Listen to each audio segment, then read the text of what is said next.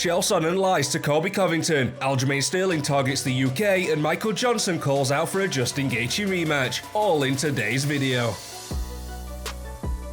After Colby Covington suffered a systematic breakdown at the hands of Buckley, Chael Sonnen tries to lift his spirits in the locker room. Oh my goodness, that was a fight. Oh my goodness, Colby. Man. Not bad for no training camp. Not bad at all. Yeah. Not bad at all. Your kicks were on point tonight. Yeah. He hit you with his, but those were hard shots. Yeah. And it was hard for anybody to see because you just took him. And even us on the corner were going, that's got it. Well, I guess it didn't hurt. He's still going forward. Yeah. And you take that, you even got your head stuck in the middle, but you were working your way out, got your hands locked. And it was great. Everything was going great. The tide was turning. That does not count. I do not accept that. Yeah. Not at all, man. That was a great fight, and you fought really hard. Thank you. You're probably looking at the bonus on that for the night. That was really quite a war you guys just did. Yeah. Be very proud of that. Thank you, I appreciate that. And then Covington makes a statement shortly after. We're going to be back stronger than ever. This is just the beginning for me. So, I wasn't, at my best tonight. Came off the couch, but it was for the company. I did this for the company that I love so much that changed my life. So, I know that there's still a lot of fight in me, and the best is yet to come. I was just getting warmed up in that fight. I think it was tied up 1-1, and I was starting to wear on him. I could see him breathing out of his mouth. I was starting to catch him on more shots. So it's unfortunate that they stopped it. Even Dana came out and said if that was in Vegas, that would have never been stopped. So, I took his hardest shots, and they weren't nothing. They didn't faze me at all. I was walking right down. So we'll come back stronger. It's a lesson. When the cut happened, what happened? Yeah, so, we came in, in close contact, and I felt like there was a headbutt. And as soon as it cut in the first round, I couldn't see. I had blurred vision. I was seeing 3 different people. I was like, fuck, which one do I punch? I didn't know what to do. I was kind of confused, but, I knew I had to keep fighting. I had to give the UFC and the fans a show, and that's what they pay their hard-earned money to come forward.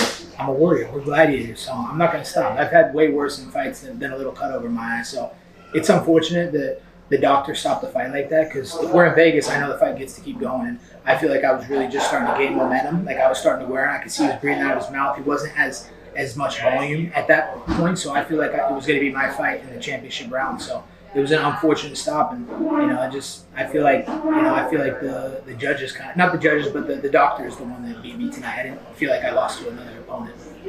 While Cub Swanson isn't ruling out another fight, he admits this could be the storybook ending. He says, I'm always going to be tempted, we'll see how I heal up. I've got 3 little kids that are getting a little bit older now and definitely want my attention more. I've got a bunch of fighters, my team bloodline, my guys I manage and coach. I put a lot of effort into them, and these last couple of fights have really allowed me to show them how to do it and not just talk about it. I was able to be about it and show them, lead by example. I honestly am more excited to be a coach at this point. I love this sport, and the nice thing about being on the other side of the cage is I don't go home with lumps and bruises. For sure, that definitely could be a storybook ending, so it's going to have to be something exciting to get me motivated.